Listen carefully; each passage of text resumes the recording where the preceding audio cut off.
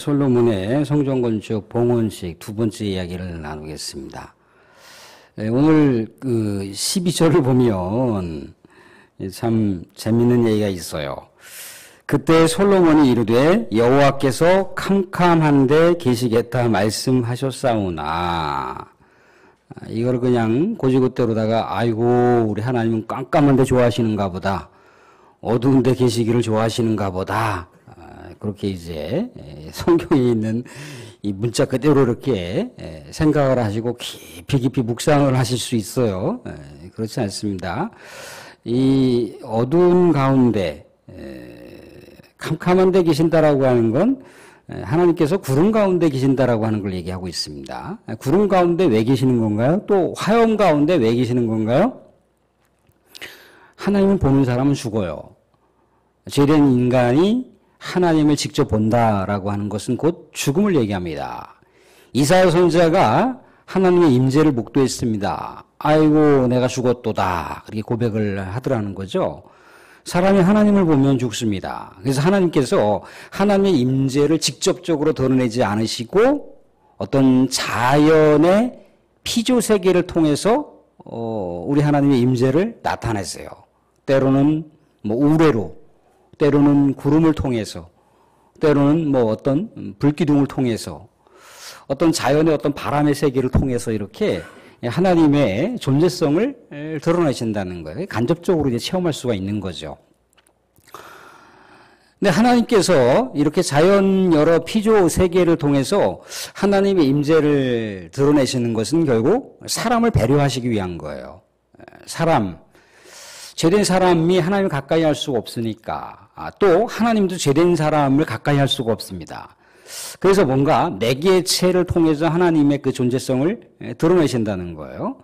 근데 하나님께서 그렇게 매개체를 통해서 드러내셨는데, 솔로몬이 성전을 건축하고 11개월째 이 성전 봉헌식, 헌당식을 이렇게 했다는 겁니다.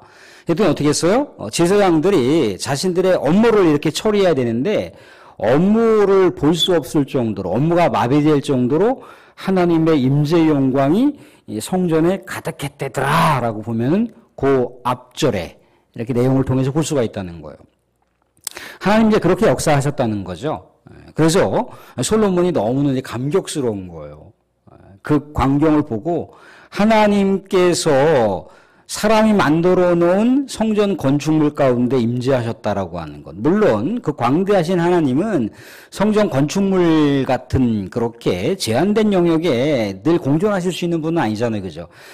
이 성전을 통해서 하나님을 가둘 수가 없잖아요. 그죠? 그런데도 불구하고 그 성전 가운데 하나님께서 임하셨다, 그 임재를 보여주셨다라고 하는 것 때문에 감격스러워서 백성들을 축복하고 또 하나님을 찬양하는 광경을 볼 수가 있습니다. 찬양을 하는데 이렇게 찬양을 하고 있더라는 거죠. 15절 보시면 이렇게 찬양하고 있어요. 왕이 이르되 이스라엘이 하나님 여호와를 송축할지로다 하면서 여호와께서 그의 입으로 내 아버지 다윗에게 말씀하신 것을 이제 그의 손으로 이루셨다. 다윗에게 말씀하신 것을 이제 하나님께서 이루셨다는 거예요. 하나님께서 이루셨다. 또 그리고 어디를 보시느냐면요, 20절도 이렇게 나와 있어요. 이제 여호와께서 말씀하신 대로 이루시도다. 이루시도다. 아니 이제 표면적으로 보면 솔로몬이 두로왕 히람과 더불어서 많은 백향목과 많은 또 기술자들을 동원했잖아요. 그죠? 많은 또 재원들을 통해서 성전을 건축을 했어요. 그죠? 그래서 이 건축을 통해서 하나님 성전을 이렇게 멋있게 아름답게 지었습니다. 하나님 받으십시오 라고 이렇게 할렐루야 하면서 그렇게 찬양한 게 아니라 어떻게 고백을 한 거예요? 전적으로 하나님이 하신 거라는 거예요. 다 하나님 거라는 거예요. 하나님 것을 가지고 하나님의 이름을 위해서 하나님이 하신 거라고 이렇게 고백을 하고 있는 거예요. 사람이 했는데 하나님이 하신 거라고 고백을 했더라는 거예요. 여기에 깊은 신앙의 진리가 내포되어 있어요.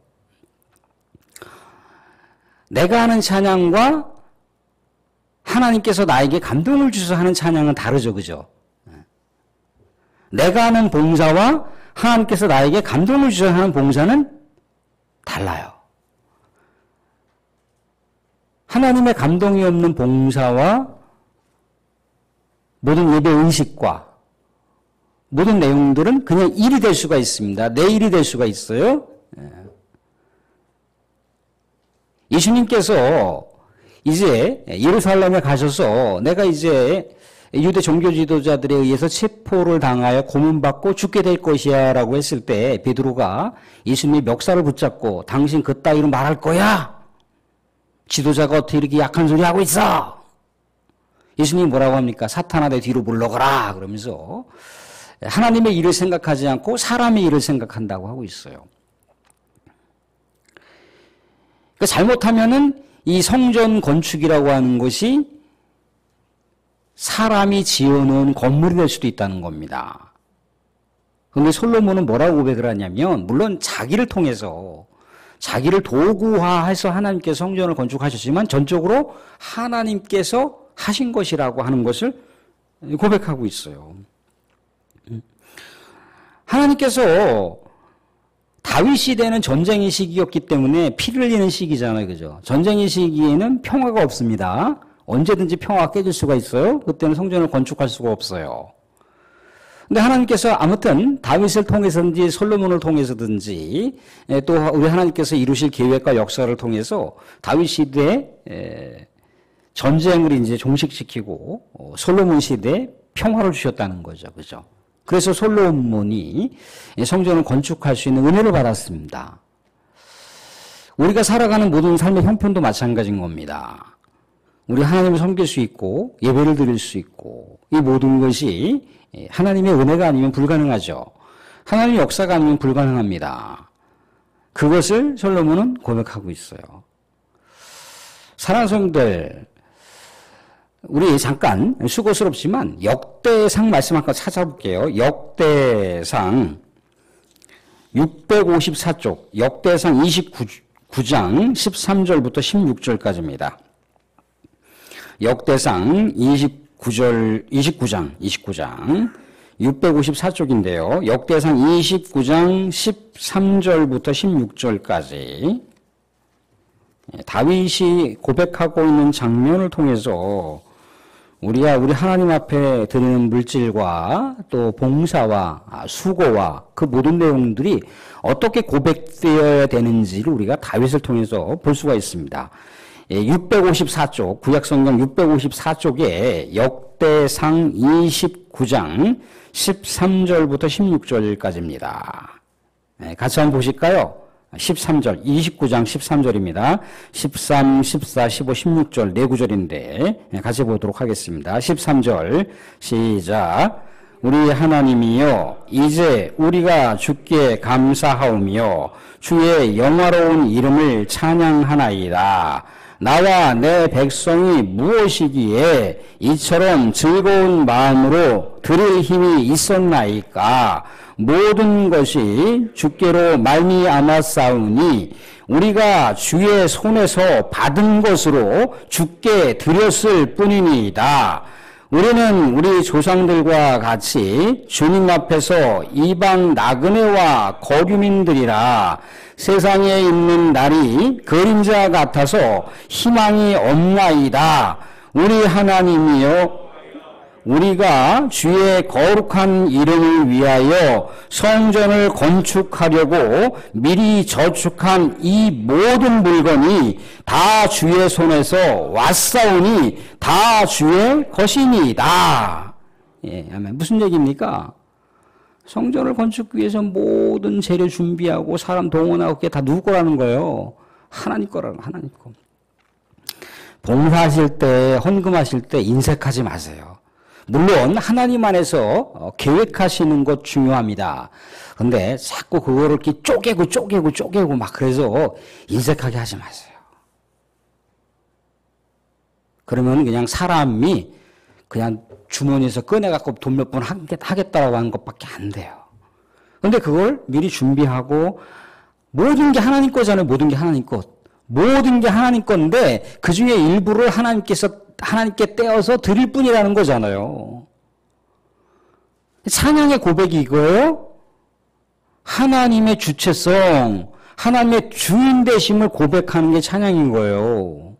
내 감정에 따라서 막 부르는 게 찬양이 아니에요. 하나님의 주인 되심이 명확하게 고백되어지고 또 그것을 통해서 솔로몬도 다윗처럼 그렇게 고백하고 있는 거예요. 다윗이 성전 건축하기 위한 모든 재원들을 다 준비했잖아요. 그죠? 다윗이 잘나서 뭐가 어째서 다윗이 하나님을 이렇게 섬겼던 신앙의 경력이 어때서 내가 이렇게 했습니다가 아니라 모든 게 다 하나님 은혜라는 거예요. 모든 것이 하나님께서 그렇게 이루셨기 때문에 가능했다는 거예요. 다윗이 이런 고백을 하잖아요. 찬양하면서 고백을 하잖아요. 그죠? 이 찬양하면서 고백했던 것을 솔로몬도 같이 고백하고 있는 거예요. 내가 이렇게 해서 두로왕 히람 왕을 데려다가 또 기술자들을 데려다가 또 백향목을 그 멀리서 다 배워다가 많은 일꾼들을 동원해서 이렇게 하나님께 올려드렸으니 하나님 기쁘시게 받으십시오. 할렐루야 찬양합니다. 그게 아니라니까요. 모든 걸 하나님께서 이렇게 하셨으니 하나님 찬양 받으옵소서 하고 있는 거예요. 사랑하는 성도들, 하나님께서 우리 건강을 붙잡아 주시지 않으면 어떻게 될까요? 하나님이 우리의 일터와 직장과 사업장을 붙잡아 주시지 않으면 어떨까요? 요전에도 한번 말씀드렸는지 모르겠지만 제가 알고 있는 장로님이 자수성가를 하셨어요. 그래서 뭐 기업을 계속해서 확장해 가면서 연간 매출도 참 잘 나오고 그럴 때마다 땅을 샀어요. 그럴 때마다 뭐 건물을 사들였어요. 엄청난 인맥들을 동원했습니다. 뭐 그렇다고 해서 그분이 하나님을 사랑하지 않은 게 아닌 거예요. 하나님을 사랑했어요. 하나님을 또 섬길 만큼 섬겼어요. 그런데 갑자기 벼락부자가 되니까 모든 것이 다 자기가 그렇게 된 것으로 착각을 했습니다. 제 얘기가 아니라 그분의 고백이에요. 어떻게 됐습니까? 공장에 일하는 직원들이 저녁에 회식을 하고 나서 추운 겨울에 불 쬐다고 난로에다가 이렇게 불을 쬐고 있었는데 난로 불이 꺼지기 전에 집에 들어갔다가 어떻게 됐습니까? 공장이 다 불타버렸어요. 몇십억이나 되는 그런 엄청난 원료들을 다 사다 놨는데 그게 하루아침에 다 불살라져 버렸습니다. 검찰에 출두해서 조사받고 사람은 죽지 않았지만 엄청난 인재사고가 나고 또 물적 피해가 많고 은행에서 여러 가지 그런 얽히저기 설켜있는 문제 풀어가느냐고 그건 뭐 15년, 20년이라고 하는 세월을 보냈어요. 그렇다는 거니까요. 하나님이 붙잡아주면 한순간에 날아가는 거예요. 하나님이 물론 그렇다고 하나님의 자녀들을 막 치시거나 하나님의 자녀들에게 막 뭔가 심판을 내리꽂거나 그런 건 아니시다 할지라도 하나님이 그냥 잡았던 거를 놓아버리면 주일날에도 말씀 나눴으면 하나님께서 보호해 주셨던 거를 그냥 내버려 두시면 그냥 무너지는 거잖아요. 하나님이 치셔서의 심판이 아니라 하나님 그냥 가만히 계시는 것도 심판이고 징벌일 수가 있어요. 그래? 너 알아서 해. 그렇게 하잖아요. 부모도 자식이 마음에 안 들면 그럼 너 알아서 해. 네 멋대로 알아서 해. 그냥 내버려 두지 않습니까? 그죠? 하나님도 그럴 수 있다는 거. 다윗이 얼마나 하나님을 사랑했으면. 근데 사랑하는 성전을 다윗이 건축하려고 그렇게 마음을 먹었잖아요. 왜 다윗이 성전을 건축하려고 마음을 먹었을까요? 자기는 백향목 궁에서 편안하게 안락하게 생활하고 있는데 저 천조각으로 만들어 놓은 성막에 하나님의 법궤도 있고 하나님의 지성소도 있고 하나님의 성소도 있단 말이죠. 비가 오면 어떻게 되겠습니까? 천조각에 빗물이 묻어서 그냥 누추해지고 또 바람이 불면 또 어떻겠습니까? 천조각들이 펄럭펄럭펄럭 엉엉 가슴을 움켜쥐면서 우는 거예요.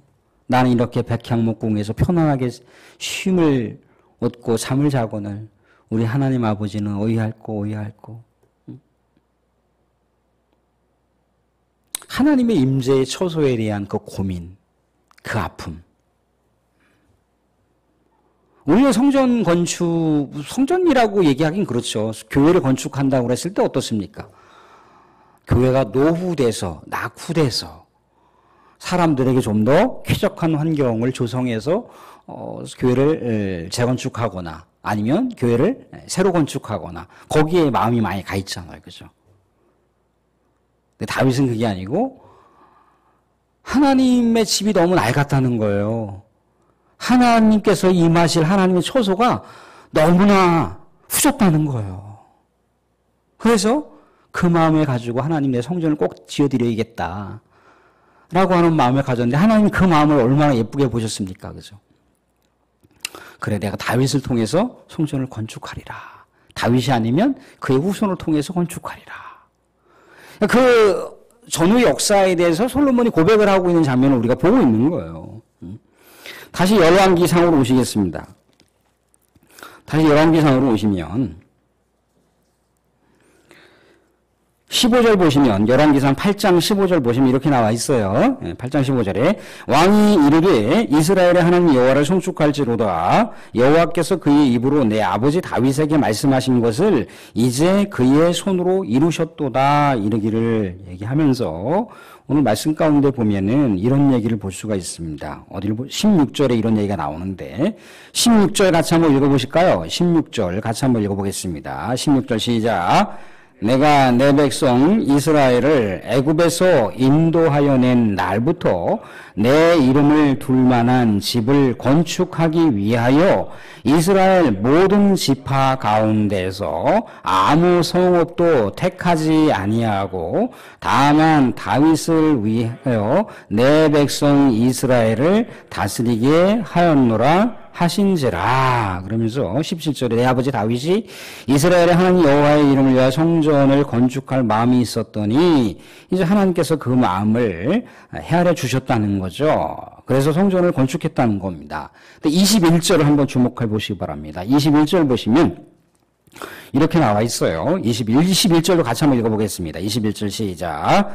내가 또 그곳에 우리 조상들을 애굽 땅에서 인도하여 내실 때에 그들과 세우신 바 여호와의 언약을 넣은 궤를 위하여 한 처소를 설치하였노라. 아멘. 그러니까 성전 건축이라고 하는 것이 그냥 솔로몬이 자기 당대에 자원들을 비축했던 것, 아버지 다윗 때 자원들을 비축했던 것과 또 여러 지혜로운 또 기술자들을 동원해서 건축했다. 그게 아니고요. 하나님께서 이미 출애굽의 역사의 때부터 거슬러 올라가면 출애굽의 역사 때부터 이미 하나님의 처소를 생각하고 계셨다는 거예요. 하나님의 성전을 생각하고 계셨다는 겁니다. 그래서 이스라엘 백성 12지파 중에 유다 지파를 생각하시고 유다 지파 중에 다윗을 생각하셨다는 거예요. 다윗이 하나님으로 얼마나 사무치게 사모했으면 다윗을 통해서 하나님의 성전을 건축하시려고 하셨을까 생각해 볼 수가 있지 않습니까? 그죠? 다시 16절 보시면 내가 내 백성 이스라엘을 애굽에서 인도하여 낸 날부터 내 이름을 둘 만한 집을 건축하기 위하여 이스라엘 모든 지파 가운데서 아무 성읍도 택하지 아니하고 다만 다윗을 택하여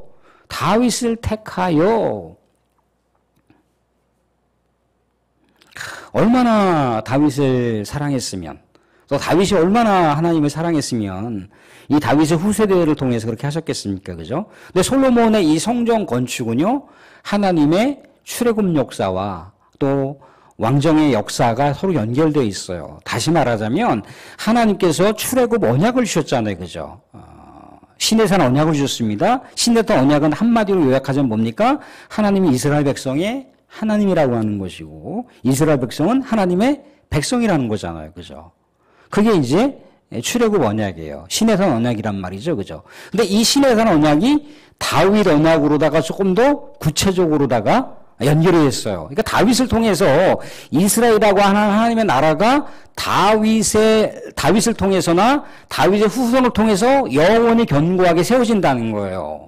그러니까 이 성전을 통해서 어떻게 되는 거죠? 하나님의 임재의 장소인 성전을 통해서 이 백성들과 하나님과 만날 수 있는 장소가 우리 하나님을 통해서 허락을 하셨잖아요. 하나님께서 허락해 주신 거예요. 하나님께서 이 성전에 임재하셨다라고 하는 것은 성전 보온 가운데 함께 하셨다라고 하는 것은 앞으로 이스라엘 백성들이 이 성전에서 예배를 드리든지 아니면 성전에서 예배드리지 못한다 할지라도 멀리 떨어져 있는 곳에서 성전을 바라보고 기도만 한다 할지라도 하나님께서 그 기도를 들어주신다라고 하는 그 약속이 이 출애굽 약속과 또 다윗 언약을 통한 약속 가운데 담겨 있는데 이것을 솔로몬이 고백하고 있는 거예요.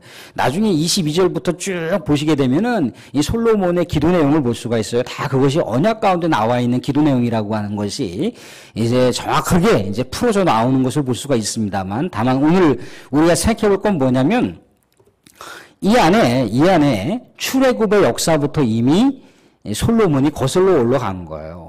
그러니까 당대의 성전을 건축한 게 아니라 이미 하나님께서 이스라엘 백성들을 택하셨고 이스라엘 백성을 하나님의 백성으로 삼으실 때부터 이미 하나님께서 성전 건축을 생각하고 계셨다라고 하는 것이고 그 성전 건축을 누구를 도구를 통해서 솔로몬이라고 하는 다윗의 아들을 통해서 성전을 건축하셨다는 겁니다. 그러니까 성전 안에는 다윗 언약이 포함되어 있다라고 그랬잖아요. 다윗 언약은 뭔가요?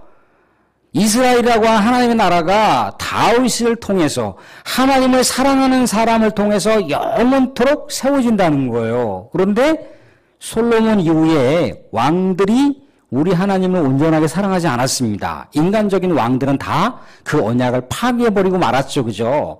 그래서 인간이 할 수 없는 걸 누가 했습니까? 다윗의 후손인 영원한 왕 예수가 그 일들을 감당하셨잖아요. 그죠? 도저히 인간의 성전 건축으로는 안 되니까 당신 스스로가 성전이 되셨잖아요. 그죠? 그래서 하나님께 나아갈 수 있는 길을 이렇게 건물로서의 성전이 아니라 성전이신 예수님을 통해서 나아갈 수 있도록 하셨다는 거예요.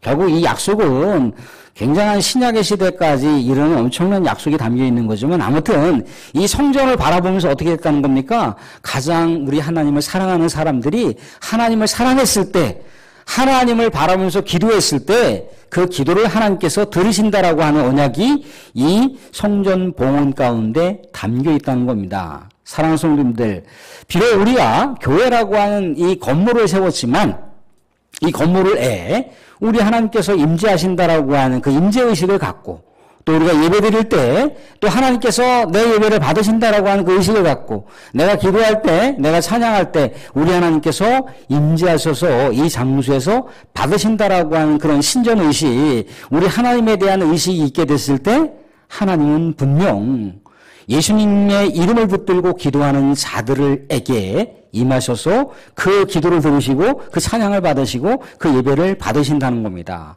사랑하는 분들, 교회를 더 사랑하시고 교회 가운데 더 많은 또 열정과 또 헌신을 우리 하나님 앞에 올려드려서 하나님께서 우리 사랑하는 성도들의 그 헌신과 사랑과 봉사를 다 받으시는 놀라운 은혜가 우리 모두에게 있어지기를 주님으로 축원드립니다. 예, 오늘 두 가지 말씀드렸죠. 그죠? 하나는 뭔가요? 우리에게 있는 모든 삶, 하나님께로부터 온 것이라고 하는 의식을 잊지 말자. 하나님께 드리는 것 너무 쪼잔하게, 그리고 너무 인색하게 그렇게 하지 말자. 또 하나는 뭡니까? 성전이라고 하는 것은 내가 하나님을 어떻게 품느냐에 따라서 얼마든지 달라질 수가 있다는 겁니다. 그냥 차디찬 건물이 될 수도 있어요. 그렇지만 우리 하나님을 내가 만나고 사모하기 위해서 간다라고 했을 땐 하나님께서 먼저 그 자리에 와 계신다는 겁니다. 그 의식을 가지시고 우리가 하나님을 보다 더 충성스럽게 섬기시고 하나님께서 이 광개교회 또 건물을 또 축복하셨으니까 이 건물을 또한 우리 하나님과 교제의 장소로 우리가 늘 언제나 사모하시면서 찾고 또 가꾸고 봉사하시고 섬기실 수 있는 은혜가 저와 여러분 가운데 있어지기를 주님으로 축원드립니다.